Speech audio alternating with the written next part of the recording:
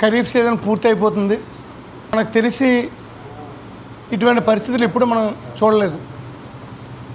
August నెలాఖరు పూర్తవుతుంది. రోజుకొచ్చి ఒక్క చుక్క వర్షం పడిన సందర్భం లేదు. పారుదలకు సంబంధించిన కాలువలన్నీ కూడా ఎండిపోయి ఉన్నాయి. వాస్తవానికి జూన్ మాసంలోనే రైతాంగం పంటలు వేసుకొని కాలువల ద్వారా కానీ అనేటువంటి కాలువల ద్వారా వచ్చిన నీటిని ఉపయోగించుకొని ఆ పంటల ద్వారా వచ్చేటువంటి మరి పంటతో కుటుంబాలను పోషించుకునే సందర్భం. దురదృష్టం కొలిది సీజన్ పూర్తి అయిపోయింది. ఇప్పటికే బోర్ల ద్వారా వేసినటువంటి బోర్ నీరు ద్వారా వేసినటువంటి వ్యవసాయం తాలూకా మరి పంటలు కూడా పూర్తిగా ఎండిపోయాయి.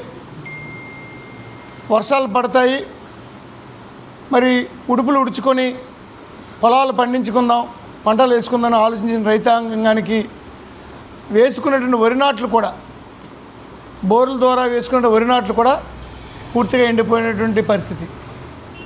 ఇటువంటి పరిస్థితులు ఉన్నప్పుడు ప్రభుత్వమే స్పందించాలి. ప్రభుత్వాలు ఏ జిల్లాల్లో లేవో, వర్షపాతం తక్కువగా నమోదైందో, పూర్తిగా వర్షాలు లేవో ఆయా ప్రాంతాలలో ఉన్నటువంటి రైతాంగాన్ని ఆదుకోవడానికి ప్రభుత్వం ఈసరికే మరి కరువు సాయం ప్రకటించి ఉండాలి.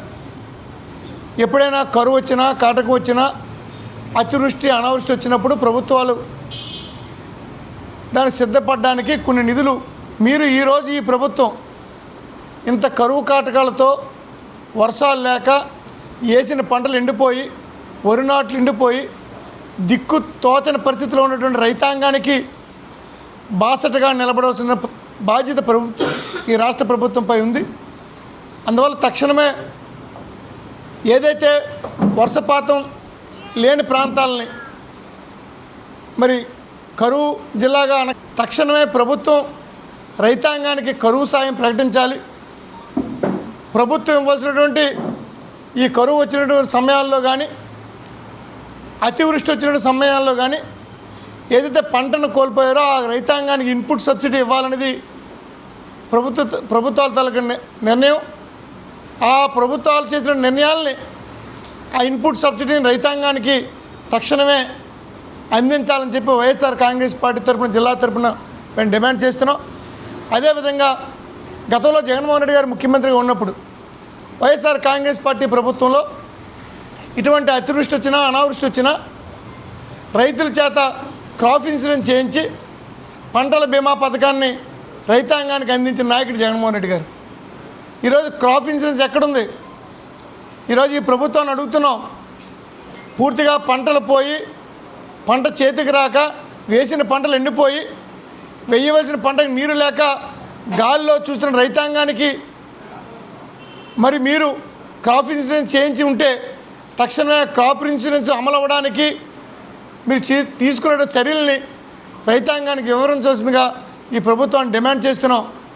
అంతేకాదు, మీరు ఏదైతే ఎట్లాగో వర్షాలు లేవు, కాలువల ద్వారా నీరు రావట్లేదు, అందువల్ల ప్రభుత్వం ఈసరికి ఇస్తున్నటువంటి రాజశేఖర రెడ్డి గారు ఆ రోజు పెట్టిన ఉచిత కరెంటు 8 గంటల పాటు వ్యవసాయానికి ఉచిత కరెంట్ ఇవ్వడం జరిగింది. ఆ ఉచిత కరెంటు తాలూకు సమయాన్ని ఇంకొక 4 గంటలు పెంచాలని చెప్పి మీ ద్వారా ప్రభుత్వాన్ని డిమాండ్ చేస్తున్నాం. అంతేకాదు, ఎన్నింటికంటే ముఖ్యం, ఇటువంటి కష్టకాలంలో రైతాంగానికి అండగా నిలబడాల్సిన బాధ్యత ప్రభుత్వంపై ఉంది.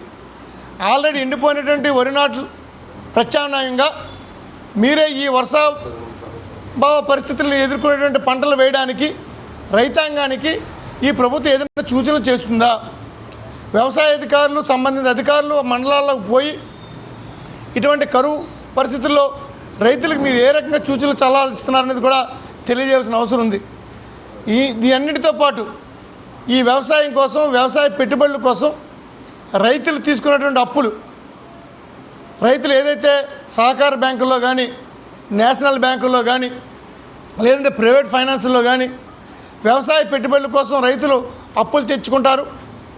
ఆ అప్పులు తీసుకున్న తర్వాత పంట చేతికి వచ్చిన తర్వాత ఆ పంటను అమ్ముకొని వచ్చినటువంటి ఆదాయం ద్వారా ఆ అప్పుల తాలూకు వడ్డీని కూడా తిరిగి ఆ బ్యాంకులు చెల్లిస్తున్నటువంటి పరిస్థితి.